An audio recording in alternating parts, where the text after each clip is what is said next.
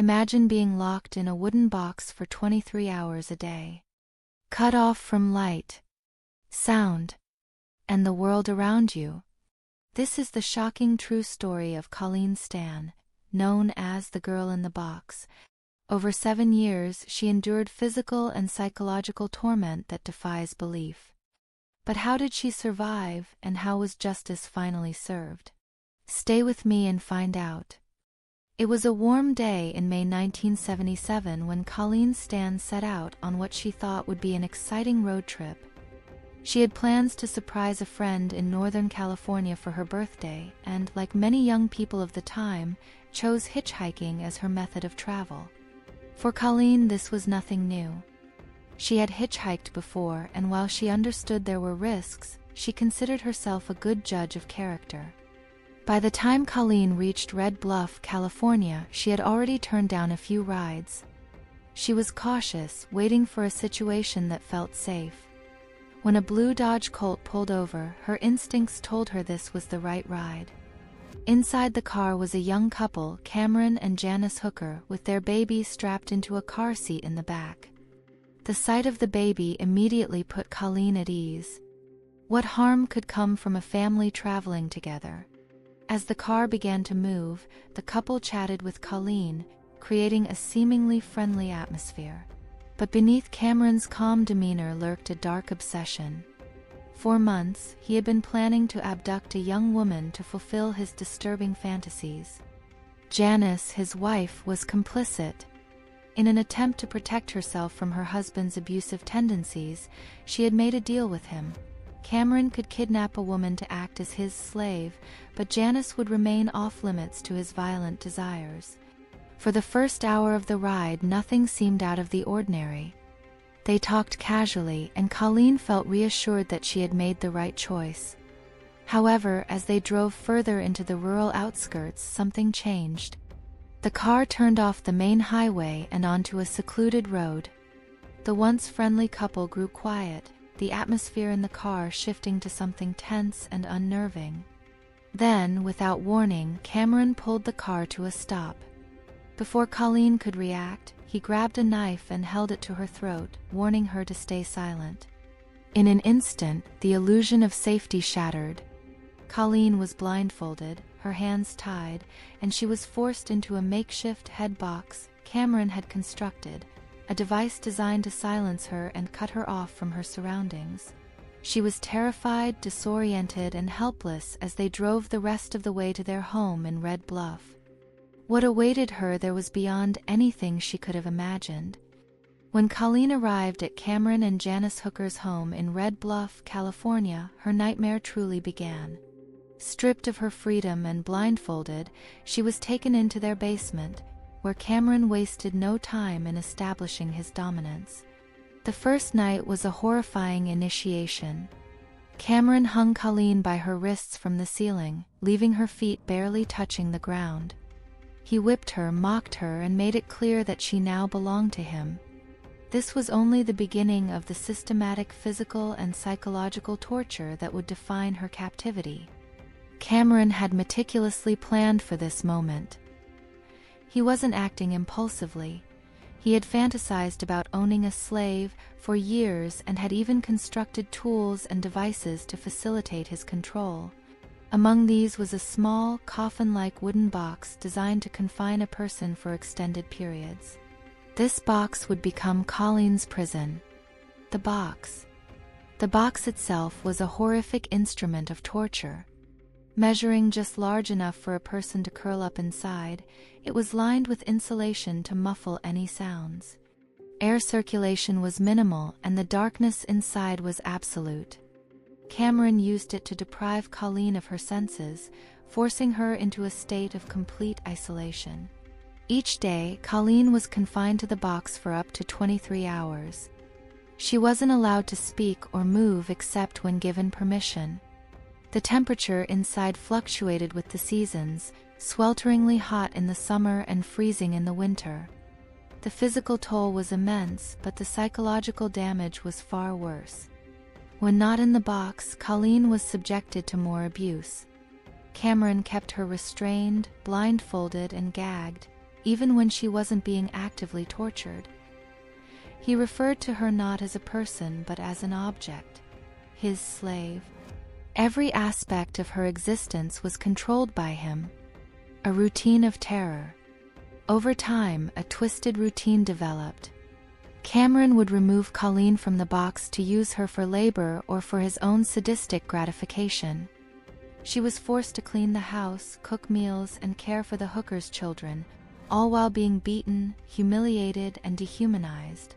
What made Colleen's captivity even more chilling was the role of Janice, Cameron's wife.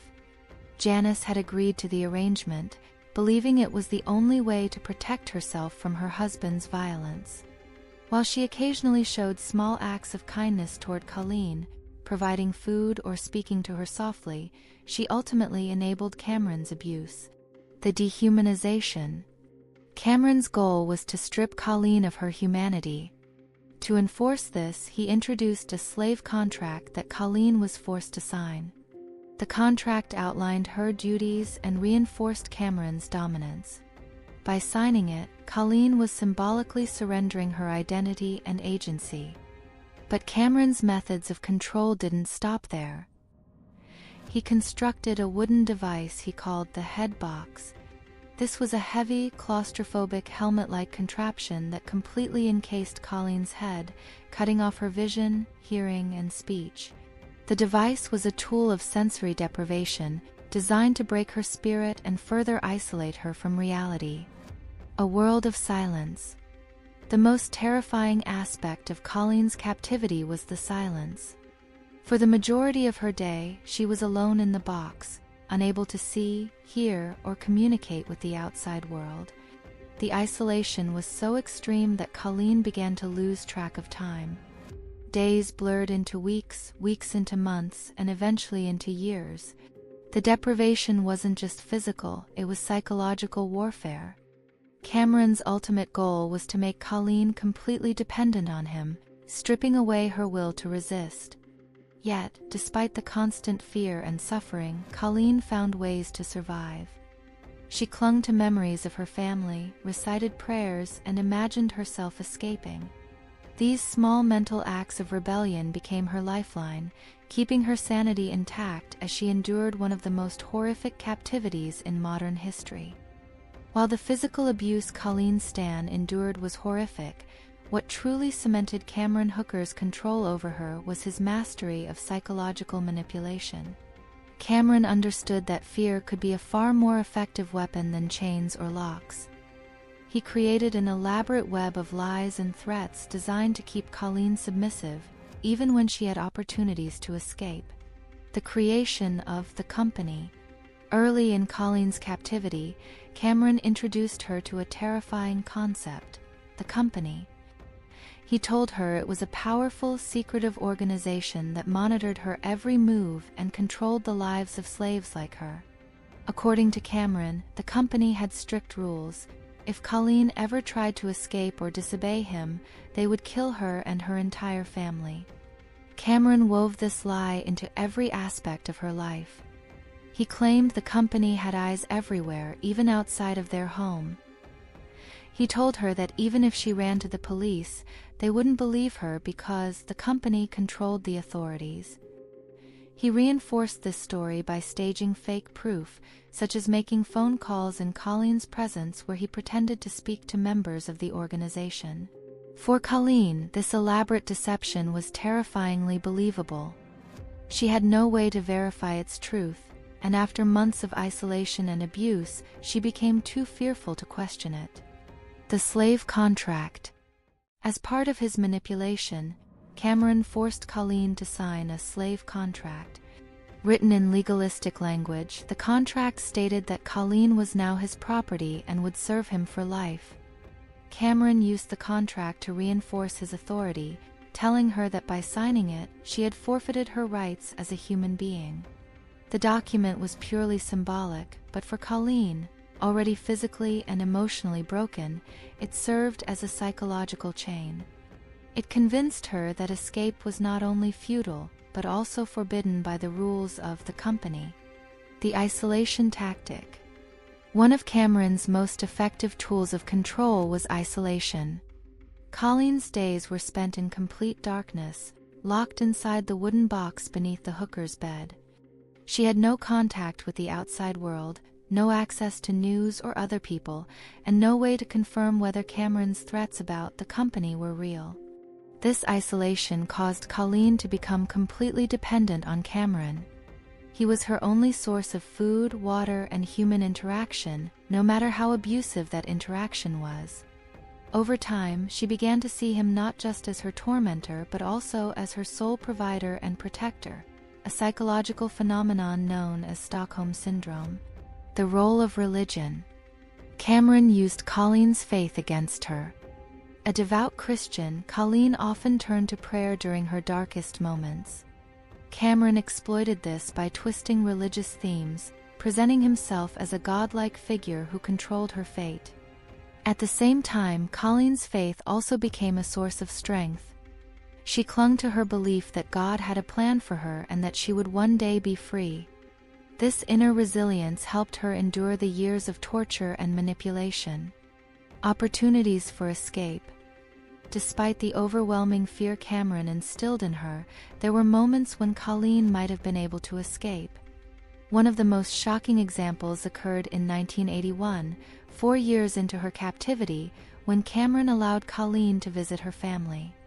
During the visit, Colleen was so thoroughly brainwashed that she didn't tell her family the truth. Instead, she introduced Cameron as her boyfriend and acted as though everything was normal. Her family noticed that she seemed thin, withdrawn, and unlike herself, but they never suspected the horrors she was enduring. This visit should have been an opportunity for Colleen to escape, but the psychological hold Cameron had over her was too strong. She returned to the hooker's home willingly, convinced that the company would harm her family if she disobeyed. A life of absolute control. By the time Colleen had been in captivity for several years, Cameron's control over her was nearly absolute.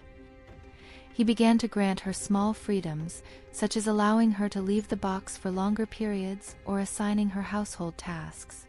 These small acts of leniency were calculated.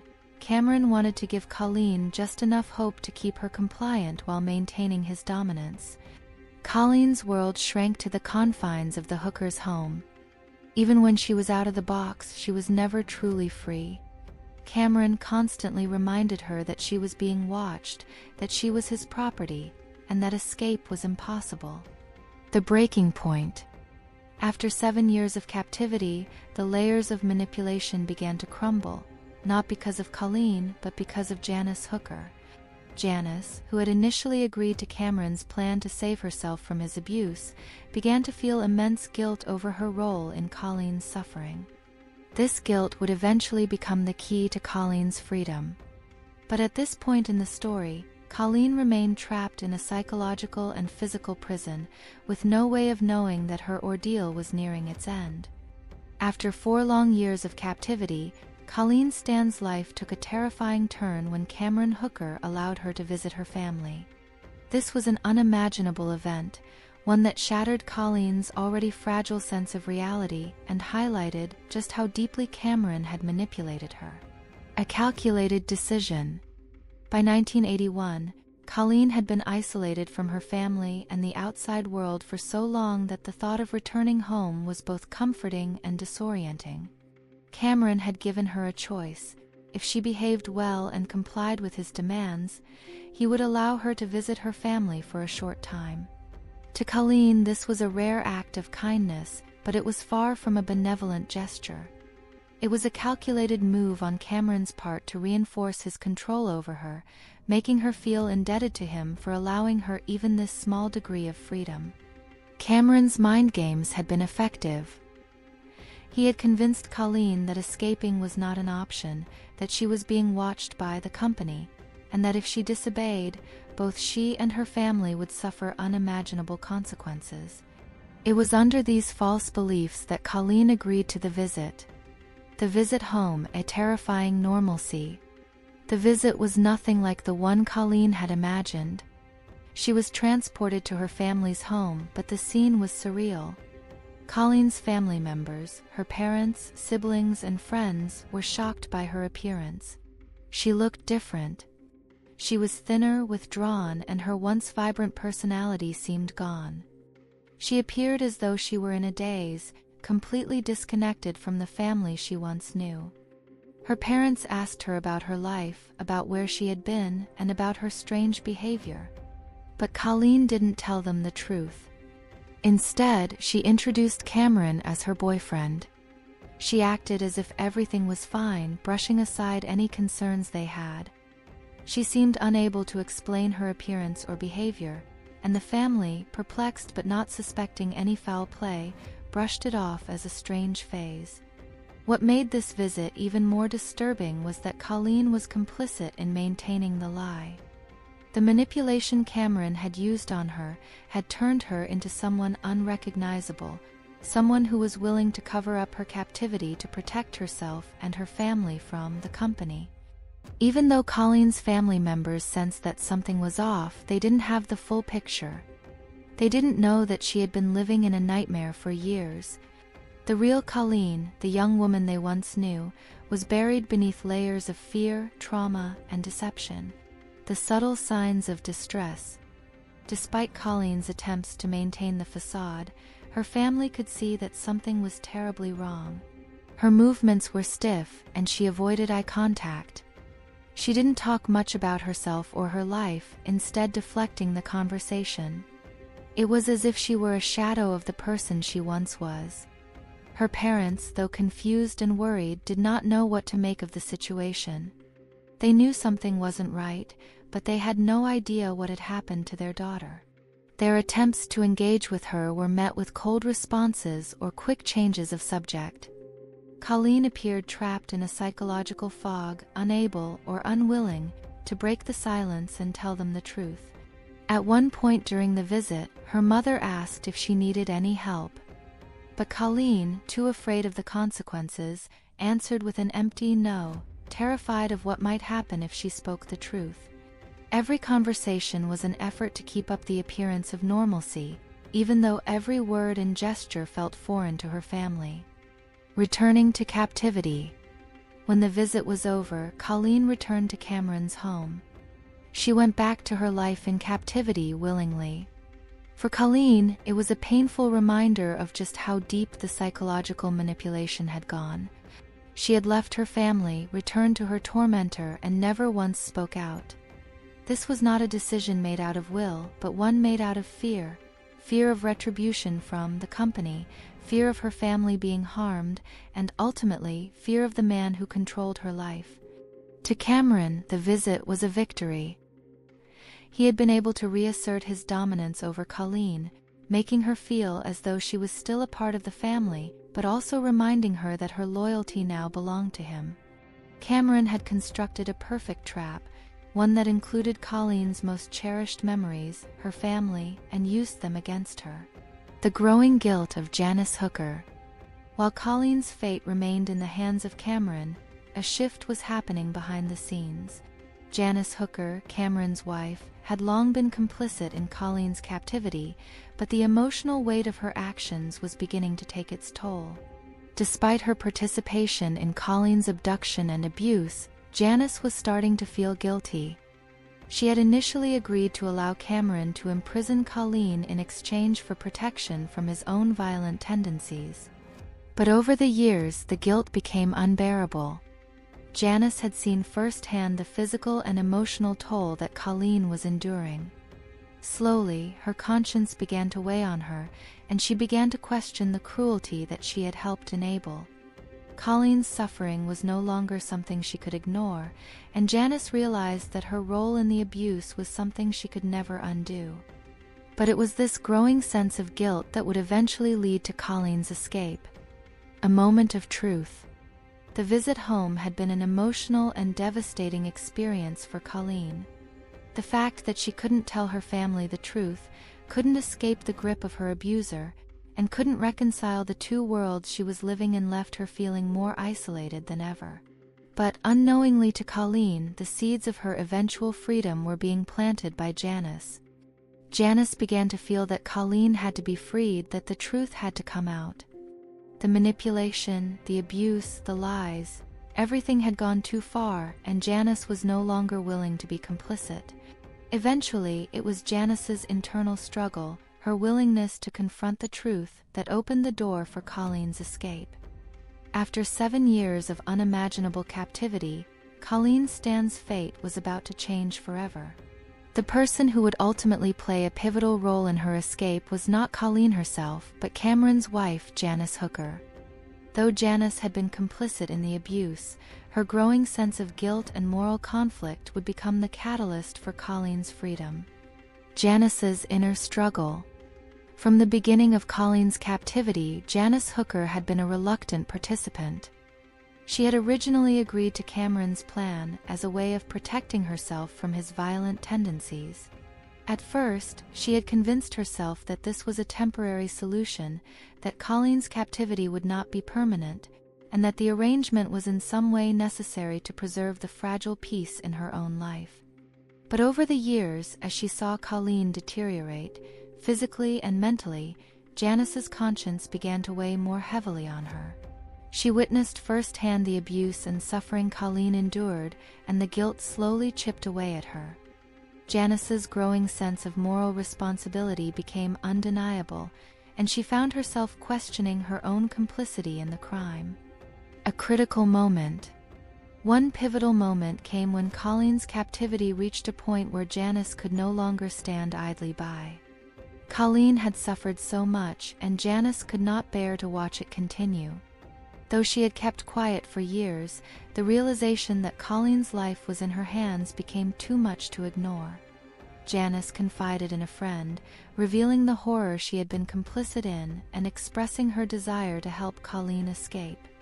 At first, Janice's friend was skeptical, not fully understanding the extent of what was happening, but over time, Janice became more adamant. She could no longer be a part of the cycle of abuse. The escape plan. In the spring of 1984, after almost 7 years of captivity, Janice finally made a decision. She was going to help Colleen escape. The plan was simple, but it relied on careful timing and secrecy. Janice knew that if Cameron found out what she was planning, Colleen's life would be in even greater danger, so she had to act quickly and decisively. Cameron, who had always believed he had complete control over Colleen, had become more relaxed in his routines. He had allowed Colleen a little more freedom recently, believing she was compliant and docile. This miscalculation proved to be Cameron's downfall. The opportunity came when Cameron was away from home, leaving Colleen alone with Janice. Colleen had been working in the house, performing her duties as usual, but the tension in the air was palpable. Janice quietly spoke to Colleen, telling her that the moment she had been waiting for had arrived, she could leave. The escape. With Cameron absent, Janice led Colleen out of the basement and helped her escape. At first, Colleen couldn't believe it. She was free, actually free. But there was no time to waste. They had to act quickly. Janice drove Colleen to a nearby store where Colleen finally had the opportunity to make contact with the outside world. In a brave and crucial move, Colleen sought help from a passing stranger who immediately recognized that something was terribly wrong. The stranger, alarmed by Colleen's appearance and the circumstances, drove her to a local police station. Colleen, trembling and disoriented, was finally able to tell the truth. Her story, a tale of 7 years of abuse, isolation, and manipulation at the hands of Cameron Hooker. The immediate aftermath. When Colleen arrived at the police station, her story was so unbelievable that the officers initially struggled to comprehend it. It sounded like something out of a horror movie. But Colleen's appearance, the gaunt face, the broken spirit, was enough to convince them that something deeply sinister had occurred. Law enforcement acted quickly, securing Colleen's safety and launching an investigation into the Hooker's home. As they searched the property, they discovered a gruesome trove of evidence that substantiated Colleen's claims: the wooden box, the head box, the slave contract, and more. The police quickly apprehended Cameron Hooker, but Janice, who had played a central role in Colleen's captivity, was left to explain her part in the abuse. Cameron Hooker's arrest. When Cameron was arrested, he initially tried to deny his involvement, claiming that everything was consensual. He tried to paint Colleen as someone who had agreed to the situation, but the evidence was undeniable. As the investigation progressed, it became clear that Cameron had abducted Colleen and kept her in captivity, using fear and manipulation to control her for nearly 7 years. The trial that followed was long and arduous. Cameron Hooker's actions were so depraved that the public and the media were captivated by the case. Colleen, now free, bravely testified against him, recounting the horrific details of her captivity. She described how she had been confined to the box, isolated from the world, and psychologically tortured by Cameron's lies and threats. The impact on Colleen's life. After her escape, Colleen was faced with the daunting task of rebuilding her life. She struggled with the trauma of her 7 years in captivity, trying to regain a sense of normalcy. Colleen's story became an inspiration to many, as people marveled at her resilience and strength in surviving such a brutal ordeal. But the psychological scars remained. Colleen underwent therapy to process her trauma, and though the road to healing was long, she slowly began to regain her sense of self. She learned to trust again, rebuilt relationships with her family, and started to find her place in the world outside the Hooker's home. Janice's role and redemption. Janice, for her part, faced her own consequences for her involvement in Colleen's captivity. She was arrested and charged with abduction and aiding in the abuse. However, Janice's role in Colleen's eventual escape did not go unnoticed.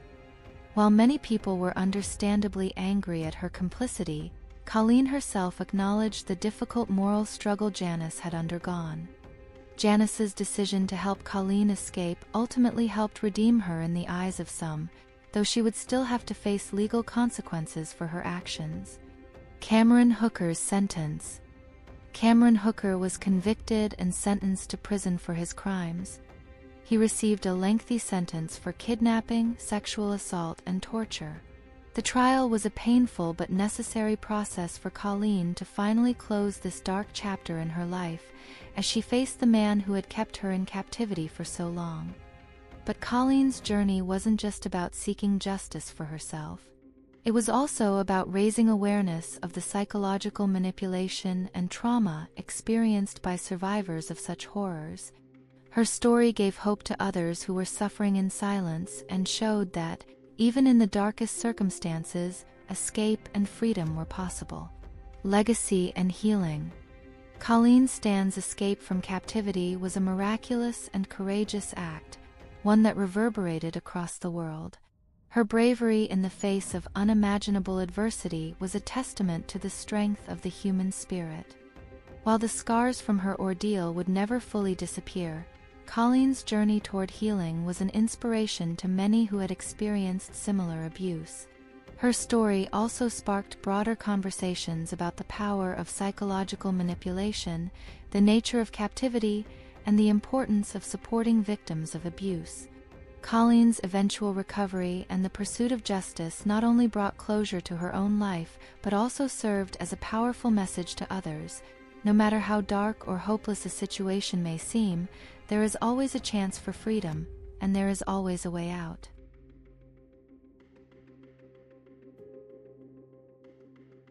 After Colleen Stan's escape and the subsequent trial of Cameron Hooker, the true depth of her suffering began to surface. Her journey didn't end with the breaking of her physical chains. It marked the beginning of an entirely new chapter, a painful, long road to recovery, healing, and rediscovering herself. But Colleen's story was not only about her survival. It also served as a cautionary tale, shedding light on the psychological tactics used by captors and the lasting effects of trauma on victims. Colleen's bravery inspired countless others and catalyzed important conversations on the nature of abuse, captivity, and healing. The early stages of recovery. At first, Colleen's recovery was a deeply personal and solitary process. After 7 years in captivity, she had been robbed of her sense of self. The psychological scars she carried were often more severe than the physical ones. The constant manipulation, fear, and isolation had taken an enormous toll on her ability to trust herself and others. Her experience with Cameron and Janice Hooker had reprogrammed her belief system, leaving her vulnerable to confusion, shame, and guilt. One of the most difficult aspects of Colleen's recovery was her struggle to reconcile the two realities she had lived. On one hand, there was the world she knew before the kidnapping, one filled with family, friends, and love. On the other, there was the nightmare world of captivity, where she had been controlled, lied to, and brutalized. Moving forward meant facing both worlds simultaneously, understanding that healing from such trauma would require both time and professional help. Her early attempts to reintegrate into society were difficult.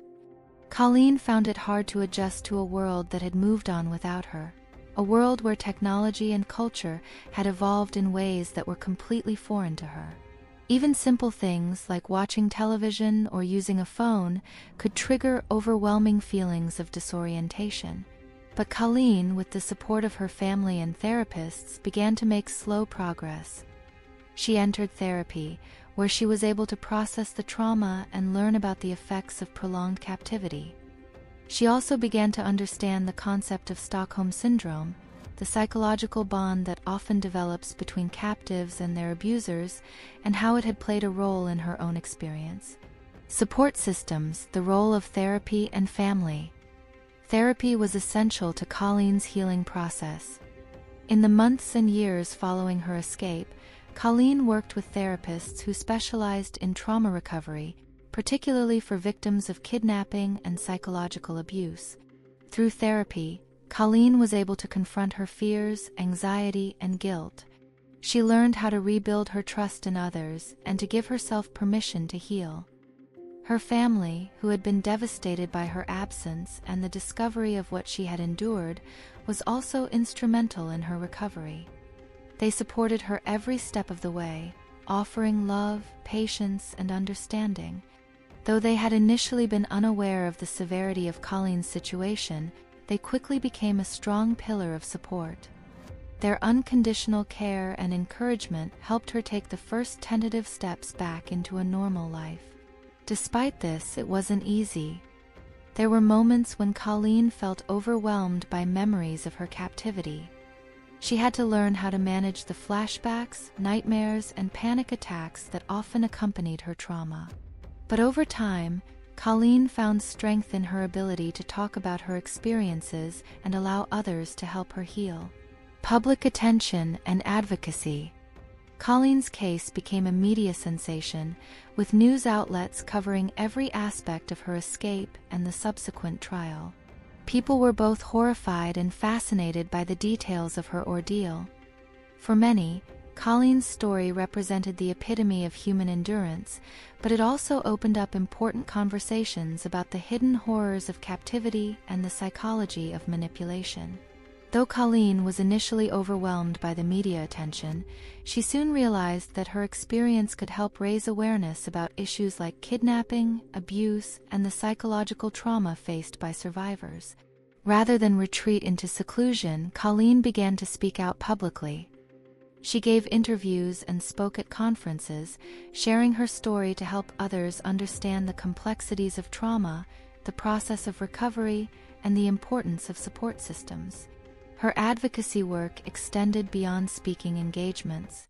Colleen used her platform to raise awareness about organizations dedicated to helping survivors of abuse and captivity, and to promote mental health resources for those struggling with similar experiences. She became a symbol of resilience, a woman who had endured the unimaginable but found a way to rebuild her life. Cameron Hooker's conviction and prison sentence. Meanwhile, Cameron Hooker's trial had shocked the nation. He was convicted of kidnapping, rape, and torture. During the trial, Colleen bravely took the stand, recounting in excruciating detail the abuse she had suffered. Cameron tried to deny his actions, even attempting to justify his crimes with his now infamous claims about the company. However, the evidence against him was irrefutable, and in 1985, he was sentenced to 104 years in prison. Despite the conviction, Colleen felt no real sense of closure. Cameron's sentence didn't erase the years of abuse she had endured, nor did it undo the psychological damage he had caused. But it did mark a turning point. Cameron's conviction meant that he would never harm anyone again, and it allowed Colleen to reclaim her sense of agency. It was one more step on her long road to freedom. Janice Hooker's role and legal consequences. Janice Hooker, while never the primary abuser, was also held accountable for her role in Colleen's captivity. Janice's complicity in the abduction and abuse was central to the case. She was charged with kidnapping and aiding and abetting in the crime. However, Janice's role in Colleen's eventual escape, though significant, complicated her legal proceedings. In the end, Janice was sentenced to a relatively light term compared to Cameron. She served a few years in prison, but her story also became a subject of public discussion. Many questioned whether Janice's eventual remorse and act of redemption in helping Colleen escape could mitigate her responsibility. But for Colleen, Janice's legal consequences were secondary to her own healing journey. Her own trauma remained the priority, and while she appreciated Janice's role in her escape, the emotional scars were hers alone to navigate. Colleen's life after recovery. As the years passed, Colleen's recovery continued, though it was never linear. She married and started a family, finding solace in the love and support of her spouse and children. Her family had remained a constant source of stability throughout her recovery, and they continued to support her as she moved forward with her life. Cameron Hooker's conviction and prison sentence. Meanwhile, Cameron Hooker's trial had shocked the nation. He was convicted of kidnapping, rape, and torture. During the trial, Colleen bravely took the stand, recounting in excruciating detail the abuse she had suffered.